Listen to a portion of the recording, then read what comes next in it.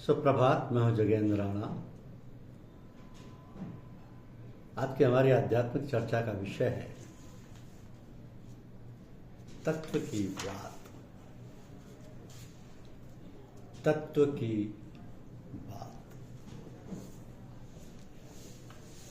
कहा जाता है कि पोथी पढ़ पढ़ जग मुआ, पंडित भया न को।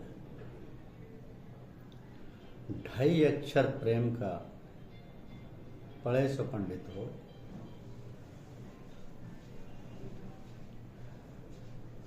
दूसरे शब्दों में कहें कि राम ही केवल प्रेम प्यार,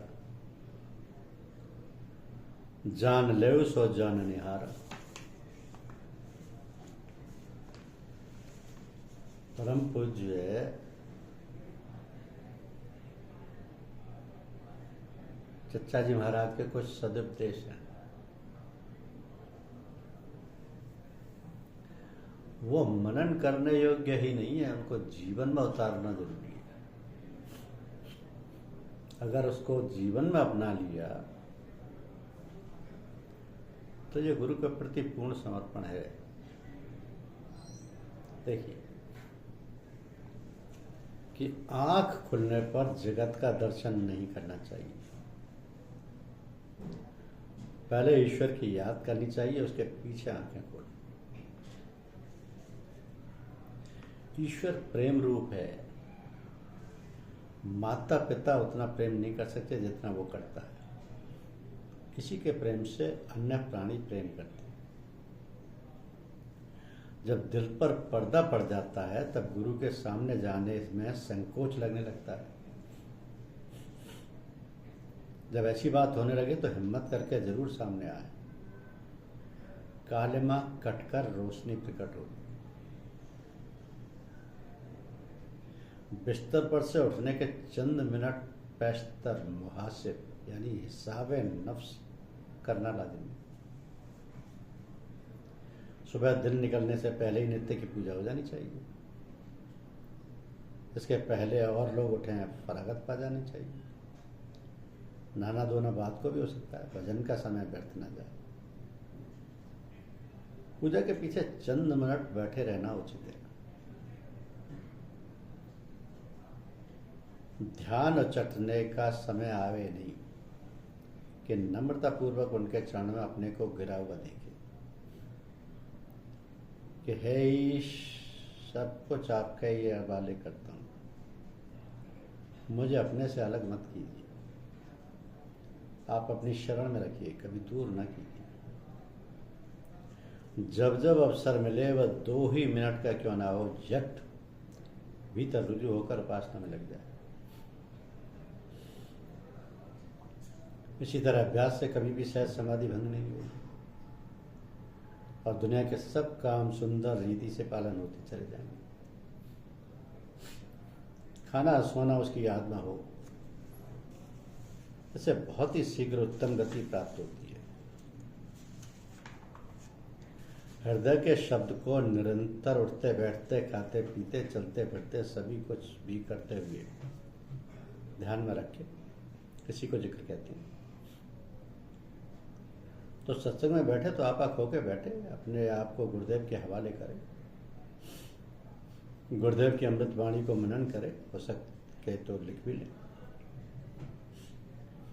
अपने गुरुदेव की हर आज्ञा में कल्याण की दृष्टि रखें। कभी कभी उनकी आज्ञा धर्म विरुद्ध भी भासे तब भी जाने कि इसके पर्दे में कोई कल्याण छिपा है।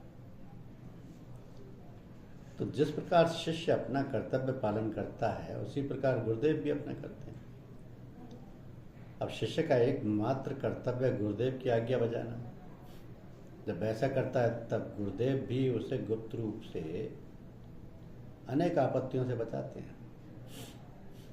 हाँ, पहले शिष्य में इस बात की योग्यता होनी चाहिए कि अक्षरशः गुरुदेव जी के वचनों का पालन करें।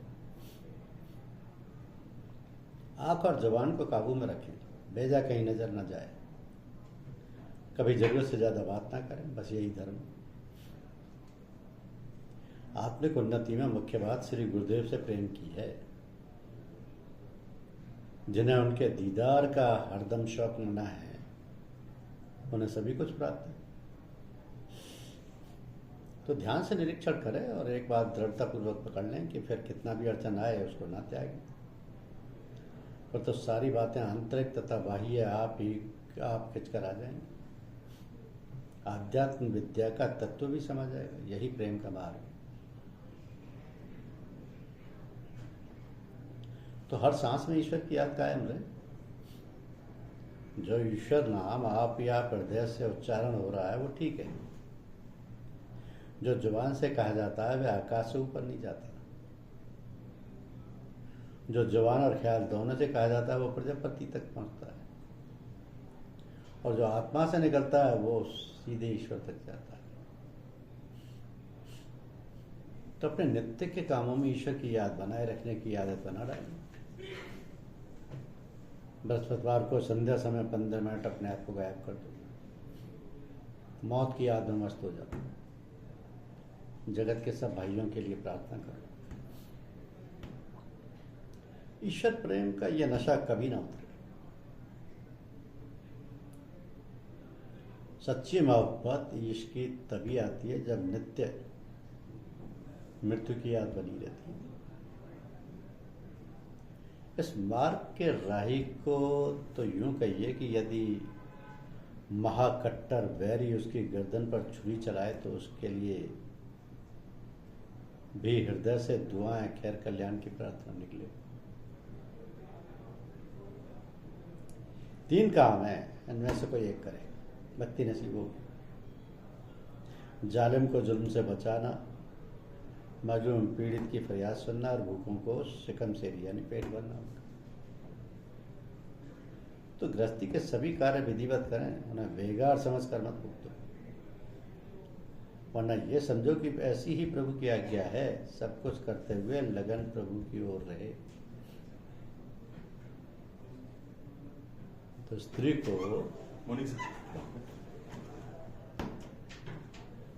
को स्त्री समझना ठीक नहीं, वो तो मित्र है।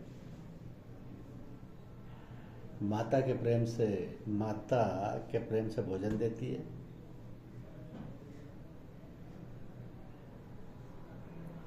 मित्र की भांति सलाह देती है, दासी की भांति सेवा करती है और पत्नी बनकर धर्म की रक्षा करती है।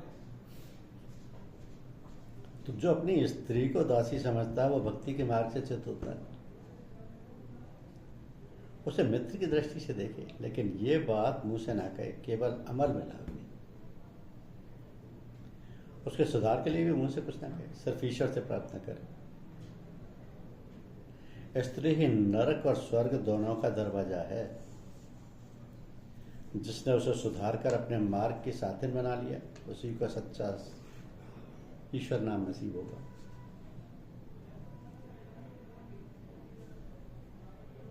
तो संतान के बुरे या भले बनने का उत्तरदायित्व उस पर होता है। क्यों नहीं अपना आचरण ऐसा बनाया जाए कि उसे देखकर संतान आप सुमार्ग पर चलती रहे।